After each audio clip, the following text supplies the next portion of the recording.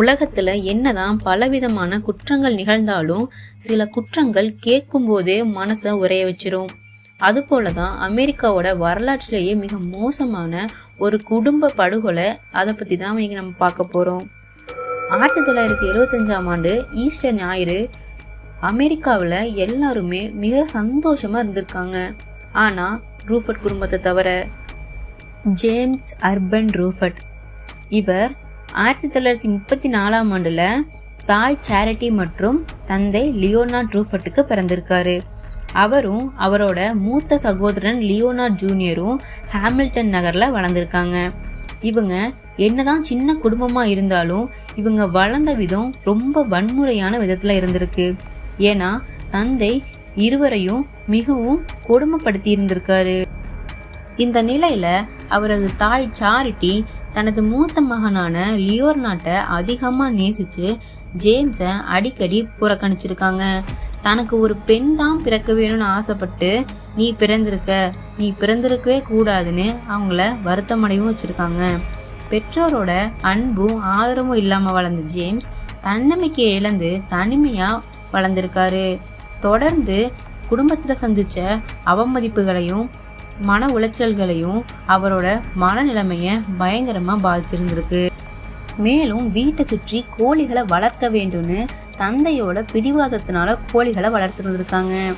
ஆனா ஜேம்ஸுக்கு கோழியோட இறகுனால அலர்ஜி ஏற்பட்டிருக்கு. இருந்த போதிலும் பெற்றோர்கள் அதை பொருட்படுத்தாம கோழிகளை வளர்த்துட்டே இருந்திருக்காங்க. இது ஜேம்ஸோட மனசை மிகவும் பாதிச்சிருக்கு. தனக்கு அலர்ஜி ஏற்பட்டும் கூட பெற்றோர்கள் அந்த கோழிகளை வளர்த்திருக்காங்கன்னு அவர் மனநிலை மிகவும் பாதிப்படைஞ்சிருக்கு. 1947ஆம் ஆண்டுல ஜேம்ஸுக்கு 12 வயதா இருந்தபோது அவரோட தந்தை காச நோயால இறந்திருக்காரு. ஆனா அவரது துயரம் அங்க முடியல.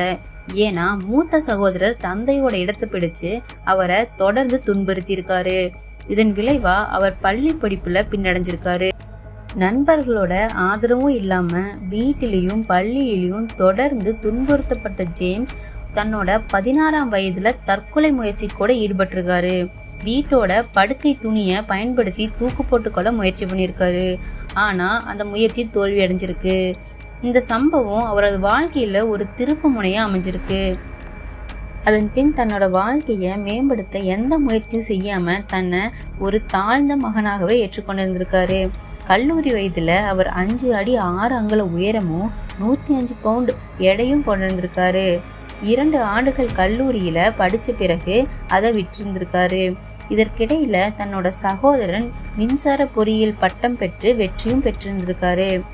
இதெல்லாம் நினைச்சு அவர் ரொம்ப மன உளைச்சல்ல இருந்த சமயத்துல லியோனார்ட் ஜேம்ஸோட முன்னாள் காதலியை திருமணம் செய்திருக்காரு.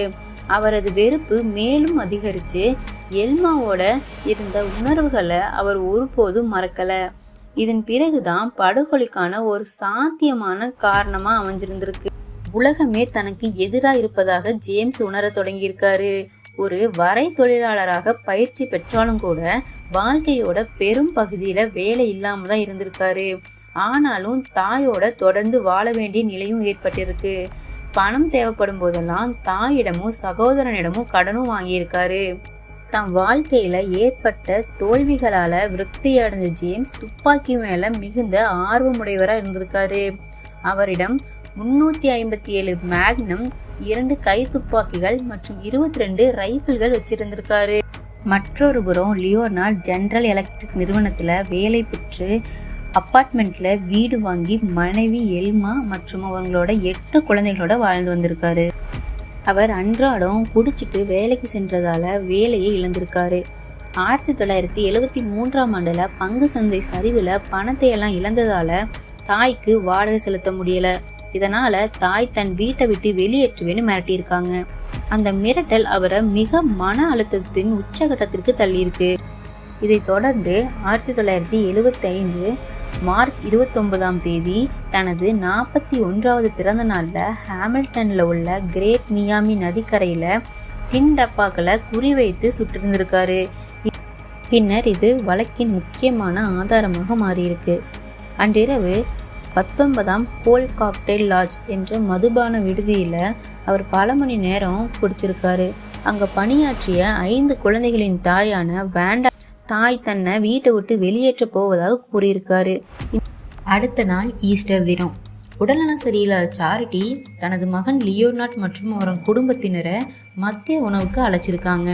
மாலை 4 மணி அளவில் ஜேம்ஸ் எழுந்திருக்காரு.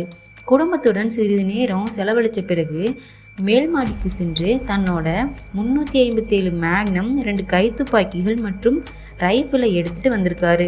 சுடும் பயிற்சிக்கு செல்ல தயாராக இருந்தபோது அவரது சகோதரர் இந்த கார் எப்படி இருக்கு அப்படின்னு கேட்டிருக்காரு. அந்த காரோட பேரு வேல்ஸ்வாகன். இது அமெரிக்காவோட மிகவும் புகழ்பெற்ற கார் நிறுவனம். இது ஒரு சாதாரண கேள்வியா இருந்தா கூட ஜேம்ஸ் அதை அவமதிப்பா எடுத்துக்கிட்டாரு. தனது தோல்வியான வாழ்க்கையை நினைவூற்றதா அவர் உணர்ந்தாரு. மாலை 6 மணிக்கு மிகுந்த மன உளைச்சலுக்கு உள்ளான ஜேம்ஸ் முதலில் சமையல் அறையில் இருந்த தாய், சகோதரன் மற்றும் எல்மா, அது மட்டும் இல்லாமல் 3 குழந்தைகளை சுட்டு கொண்டிருக்காரு. பின்னர் வரவேற்பறைக்கு சென்று லியோனார்ட், மைக்கேல், ஜான் ஆகியோரை சுட்டு கொண்டிருக்காரு. அதற்கு பிறகு உயிருடன் யாரும் இருக்கக்கூடாது என்பதற்காக அனைவரையும் மீண்டும் மீண்டும் சுட்டிருக்காரு.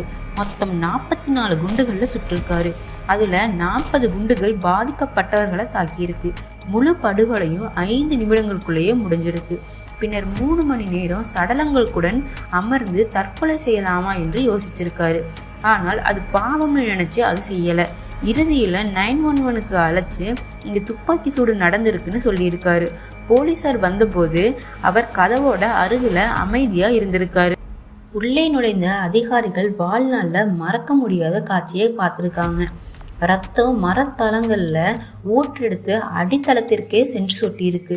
11 பேரோட உடல்கள் வீட்டில் கிடந்திருக்கு.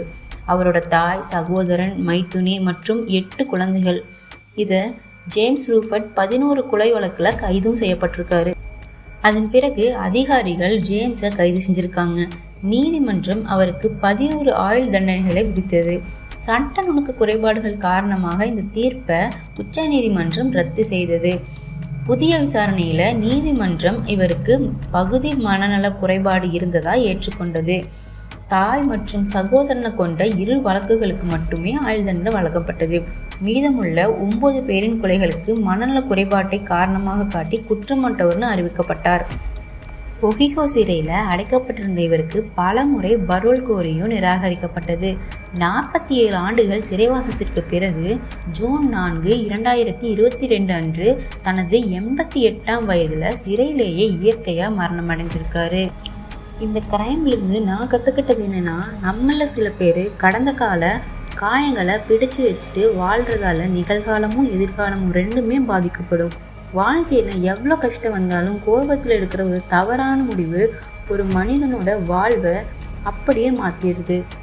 இந்த வீடியோ உங்களுக்கு பிடிச்சிருந்தா லைக் பண்ணுங்கள் அண்ட் சப்ஸ்கிரைப் பண்ணுங்கள். இந்த மாதிரி வேறு என்ன வீடியோ போடலான்னு சொல்லி கமெண்ட் பண்ணுங்கள்.